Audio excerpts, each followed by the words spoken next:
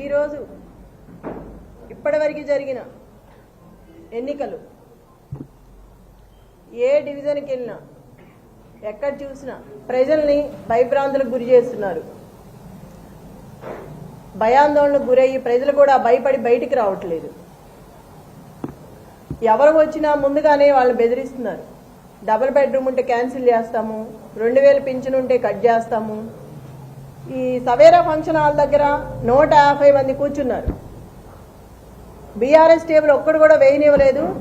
వేసినా కూడా తీసి అవతలకు బారేశారు. ఎవరిని కూర్చొనివ్వలేదు.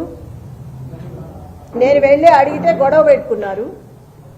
స్కూటీల మీద వెళ్ళే వాళ్ళని కూడా ఆపి పలానా పార్టీకి మీరు కాంగ్రెస్ పార్టీకి వేయండి అని చెప్తున్నారు. ప్రతి ఆటోని జనం ఎక్కించుకొచ్చి అక్కడ 2 నిమిషాలు వాళ్ళతో మాట్లాడి డబ్బులు పంచుతా మీరు కాంగ్రెస్కు ఓటు వేయండి, వెయ్యకపోతే మిమ్మల్ని రేపటి నుంచి బయటికి రానివ్వు అని బెదిరించారు. అది మేము క్వశ్చన్ చేస్తే మమ్మల్ని కూడా మహిళలను చూడకుండా పిచ్చి పిచ్చిగా మాట్లాడారు.